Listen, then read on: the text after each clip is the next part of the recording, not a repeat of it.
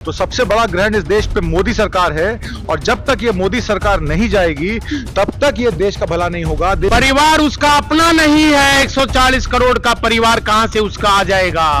वो बेटी बचाओ की अभियान चलाता है, बेटी का दर्द वही समझ सकता है जो बेटी का पिता हो।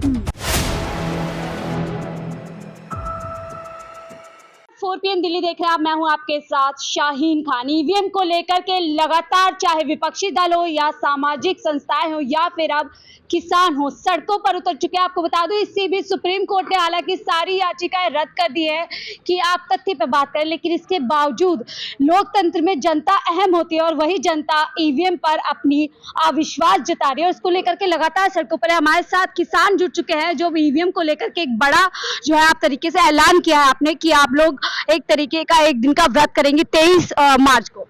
23 मार्च को शहीद भगत सिंह का शहीदी दिवस होता है। सुखदेव और राजगुरु को फांसी दी गई थी शहीद भगत सिंह के साथ। वो सामाजिक न्याय पर सोशलिस्ट विचारधारा के हमारे सबसे बड़े क्रांतिकारी रहे। आज़ादी की लड़ाई में उनका अभूतपूर्व योगदान रहा जिसको हम भुलाए भी तो नहीं भूल सकते। वो इसलिए दिन महत्वपूर्ण हो जाता है कि आज किसान, मजदूर और कमेरा वर्ग हाशिए पे खड़ा है और शहीद भगत सिंह की कुर्बानियों को याद कर रहा है और वो चाहता है कि ये देश की गूंगी बहरी सरकार इस किसान, मजदूर, कमेरे के और वंचित समाज के लोग जो हमारे साथ जुड़े हैं इस मुहिम में, उनकी बात सुने, क्योंकि ये सरकार ये चाहती है कि ईवीएम के द्वारा बार बार इलेक्शन करा के अपने आप को वो चुन ले और आपको ये बता दे कि आप तो मुट्ठी भर हैं और ये आप देशद्रोही हैं। जिस तरीके से आरएसएस का कन्वेंशन हुआ और दूसरे दिन कन्वेंशन में उन्होंने ये कह दिया कि जो शंभू और खनौरी बॉर्डर पे हमारे साथी बैठे हैं वहाँ अलगवाद, आतंकवाद की खतरा हो सकता है।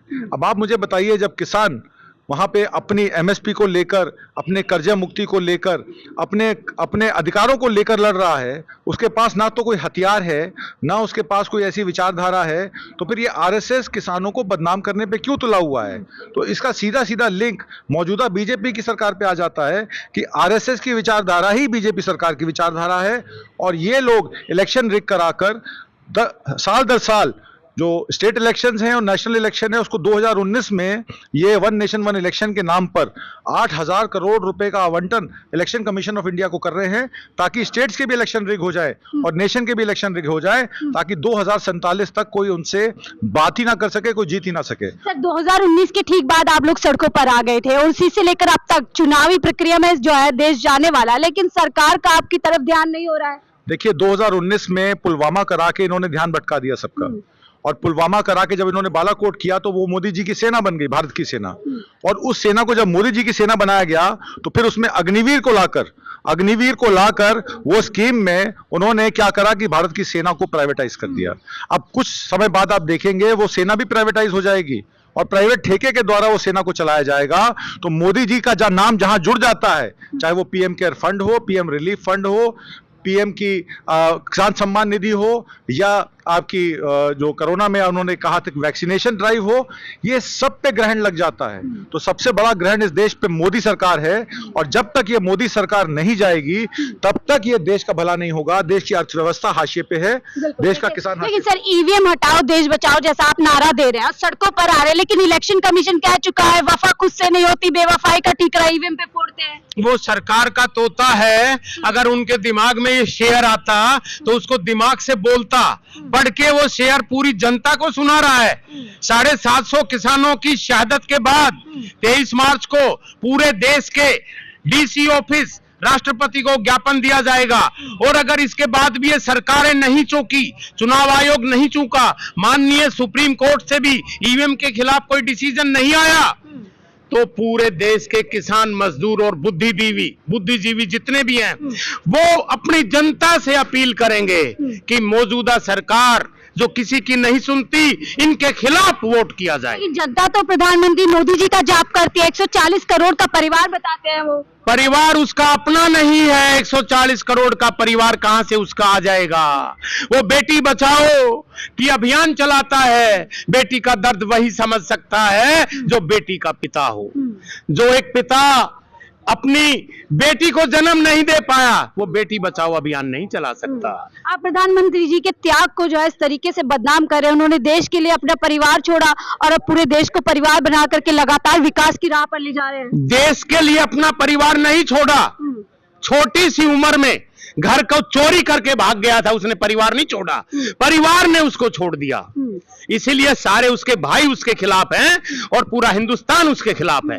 लेकिन सर कैसे ईवीएम हटाएंगे? चुनावी प्रक्रिया शुरू हो चुकी है, 19 अप्रैल से चुनाव हो जाएंगे, 4 जून को बोल रहे हैं फिर से मोदी सरकार। आपने बोला थोड़ी देर पहले जब स्टार्टिंग किया था इंटरव्यू, आपने कहा था सभी याचिकाएं खारिज हो चुकी। ईवीएम के विरोध में जो याचिका लगी थी सुप्रीम कोर्ट में, वो सारी याचिकाएं खारिज नहीं हुई।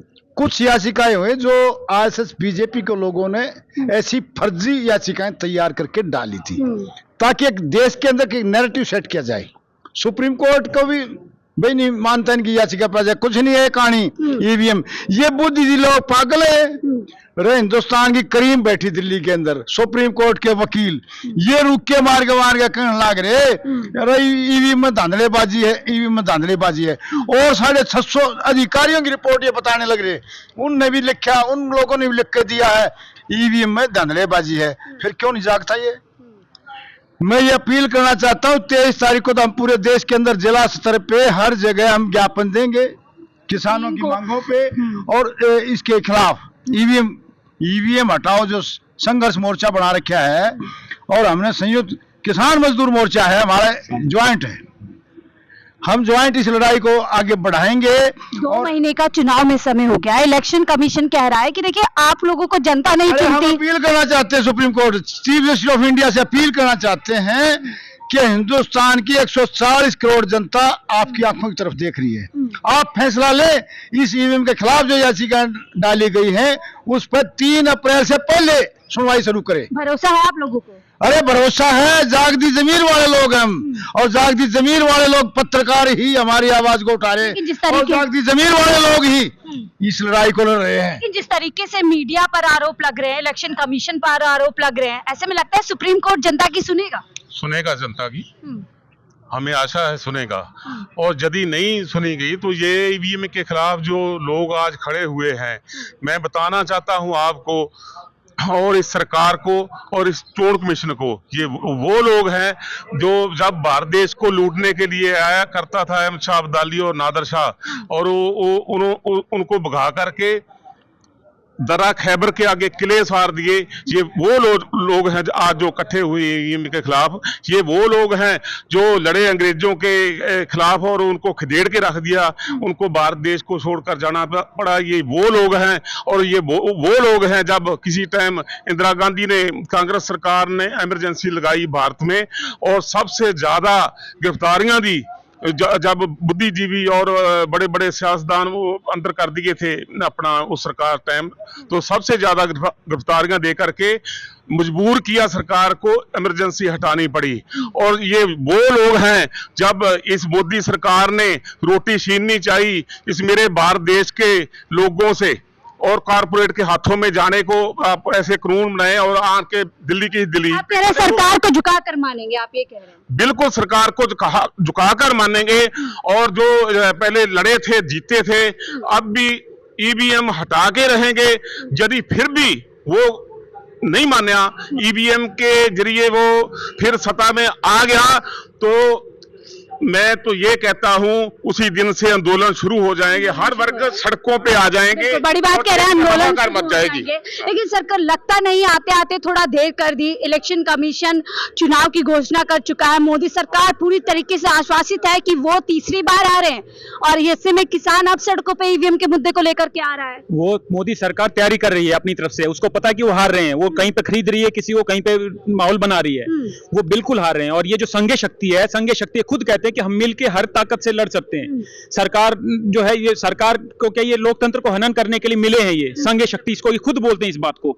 और अब जो है, अगर इन्होंने ईवीएम के ऊपर अगर ईवीएम हटा दी तो बहुत बढ़िया बात, अगर ईवीएम नहीं उठाई तो जैसे वॉइस वोट होती है ना संसद के अंदर कि भाई अगर वोट की जरूरत नहीं पड़ती, तो ये जनता वॉइस वोट, जनता के बीच में आवाज है, ये अभी हमें कोई तैयारी करने की जरूरत है, हम सिर्फ आवाज को सामने रख रहे हैं, ये जनता के बीच में आवाज है। लोग ट्रेनों में बसों में जाके ये बात करते हैं कि ईवीएम से ये फिर आ जाएगा और हम फिर से मारे जाएंगे, तो इस आवाज को हमें, जनता की आवाज को समक्ष रखना है। और अगर आपके थ्रू ये चैनल, मुख्य चैनलों पे तो आएंगी नहीं ये बातें, लेकिन वॉइस वोट से हम इसको दिखा देंगे कि आप बिल्कुल हार रहे हैं, आप उसके बाद ईवीएम आपके ऊपर काम नहीं कर पाएगी। आपका बड़ी सब बात कुछ कह रहे हैं कि सर ईवीएम को लेकर के लगता है अब जो पॉलिटिकल पार्टीज भी इसकी आवाज उठा रहे, राहुल गांधी हो गए, उधर जितने भी विपक्षी दल है ईवीएम को लेकर के बोल रहे हैं, लेकिन अब चुनावी प्रक्रिया शुरू हो चुकी है, आचार संहिता भी लग गई है, कोई रास्ता निकलता हुआ नजर आ रहा है? नहीं, रास्ता है। सीजीआई साहब चाहें तो रास्ता है, उनके हाथ में है। हो सकता है कि बैलेट से अभी चुनाव हो सकता है, नहीं तो 2 महीने के लिए नष्ट कर दें चुनाव, क्या बात है, और बाद में कराएं, जनता की आवाज सुने। अगर जनता की आवाज लोकतंत्र में नहीं सुनी जाएगी तो जनता के साथ ये अन्याय होगा। मैं तो प्रधानमंत्री जी से भी रिक्वेस्ट करता हूँ कि वो खुद कहें कि ईवीएम हटाई जाए और बैलेट से चुनाव कराया जाए। क्या लगता है भाजपा को क्यों नहीं चुनाव करवा लेते ईवीएम हटा करके? ये तो आप भी जानते हैं, ईवीएम को हैक करके दिखा दिया है बुद्धिजीवियों ने, तो आप भी जानते हैं।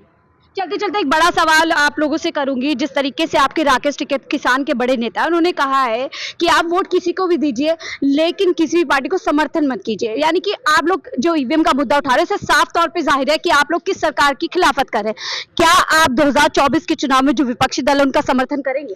देखिए, हम उन सब का समर्थन करेंगे जो इस लोकतंत्र को बचा सकता है, जो जमहूरियत को बचा सकता है, जो किसान के मुद्दे, मजदूर के मुद्दे और कमेरों के मुद्दे पे बात करता है। और जहां तक वोट की बात है, अगर आपका वोट ही सही नहीं पड़ेगा तो उस वोट की क्या कीमत है।